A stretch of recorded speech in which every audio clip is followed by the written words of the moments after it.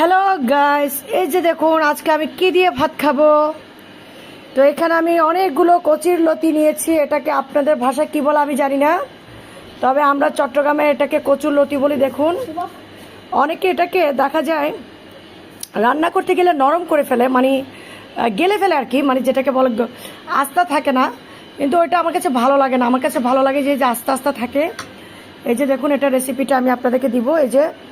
এই যে দেখুন, ইচা শুটকি, এত বড় বড় ইচা শুটকি। দেখুন, ইচা শুটকি আর ইচা মাছ দিয়ে এটা খুবই মজা লাগে। আর সাথে একটু এই যে ভাত, এই যে দেখতে পাচ্ছেন। আর কি দিয়ে ভাত খাবো আপনাদেরকে সাথে একটু শেয়ার করি। তেলাপিয়া মাছ, তারপর হচ্ছে কাঁকরোল, তারপর হচ্ছে যে আমরা বলি কইডা, তারপর হচ্ছে পটল আলু, এগুলো তরকারি রান্না করছি। আমার আবার একটা স্বভাব কি জানেন, মিক্স ভেজিটেবল দিয়ে আমি মাছ রান্না করে ফেলি। আর এখানে আছে একটু মুরগির মাংস। তো আমরা মাছে ভাতে বাঙালি। এবার আপনারা দেখুন আমি কিভাবে ভাত খাই। তবে অনেকে মনে করবেন আমি বাম হাত দিয়ে খাচ্ছি, যেহেতু আমি সামনের ক্যামেরা দিয়ে খাবো, বাম হাত না ডান হাত দিয়ে ভাত খাই। ওকে কন্টেন্ট ক্রিয়েটর ভাই বোনেরা। তো এই যে দেখুন, আপনাদেরকে এতক্ষণ আমি দেখালাম আমি কি দিয়ে ভাত খাচ্ছি। আমি কচুর লতি দিয়ে ভাত খাচ্ছি অনেক দিন পর। তো এই কচুর লতি আর হচ্ছে যে এই যে ইচা শুটকি আর চিংড়ি মাছ দিয়ে কচুর লতিটা ভালো লাগে, খালি খালি ভালো লাগে না।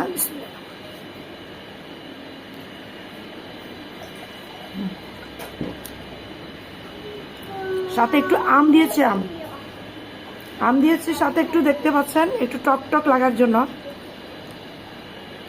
আর কচুর লতিতে কিন্তু বেশি পরিমাণ এটাকে কি বলে, রসুন দিবেন। রসুন যদিও চুলকায় না, আমি যে কাটছি আমার কাছে একটু চুলকায়, আমার হাত চুলকায় নাই।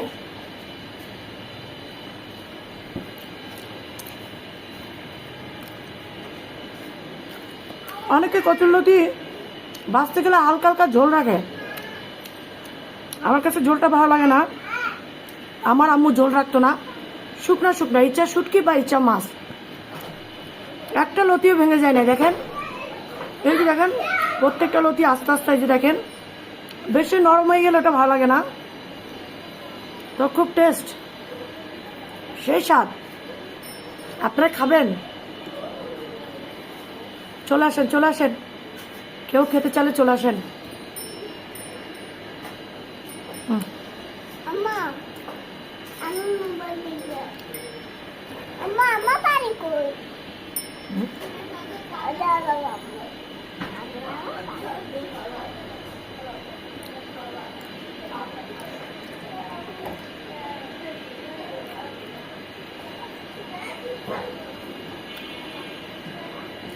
অনেক দিন পর নিজের হাতে কচুরলতি রান্না করলাম।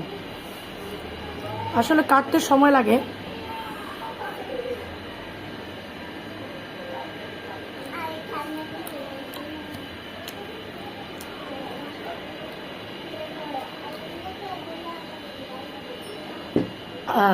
সেই স্বাদ।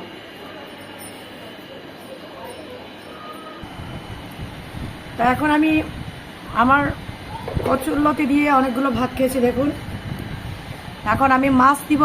মাছ এই যে তেলাপিয়া মাছ, আমার কাছে সেই স্বাদ লাগে। তেলাপিয়া মাছটা আমার ঘরে বেশি খাওয়া হয়। তেলাপিয়া মাছ দিয়ে সবজি, সব ধরনের সবজি দিয়ে আমি একসাথে রান্না করি, কেননা আমার বাসায় এটা বেশি খায়। সব ধরনের সবজি একসাথে দিয়ে ফেলি।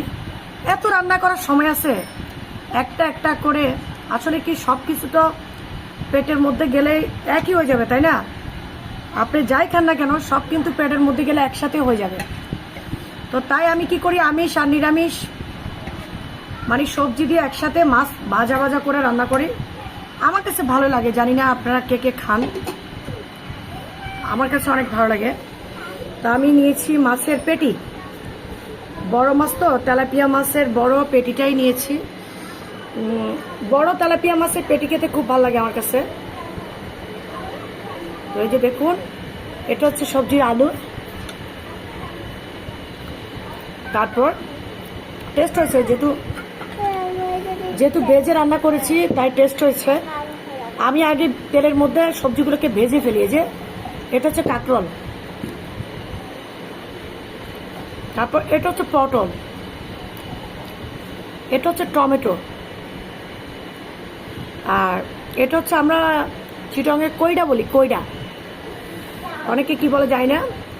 তো এভাবে আপনারা এভাবে ভেজে সব সবজিগুলোকে ভেজে রান্না করবেন, ভালো লাগবে।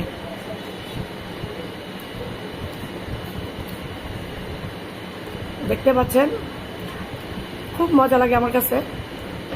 মাছে ভাতে বাঙালি বলে কথা, মাছ ছাড়া তো ভাত খাওয়া যায় না। মাছের পেটি,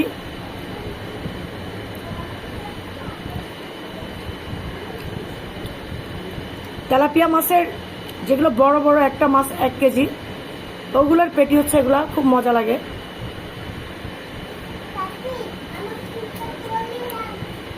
তো আমার কোন কোন আপুরা আছেন যারা কিনা এভাবে একসাথে রান্না করেন, কমেন্টের মাধ্যমে জানাবেন। আর এখন বাজে প্রায় 6:30, আমি ভাত খাচ্ছি সন্ধ্যা 6:30টায়, 6:30টায় ভাত খাচ্ছি আমি, দেখতে পাচ্ছেন। ভালো থাকবেন আপনারা, সবাই সুস্থ থাকবেন, আর খেতে চাইলে চলে আসবেন। আল্লাহ হাফেজ।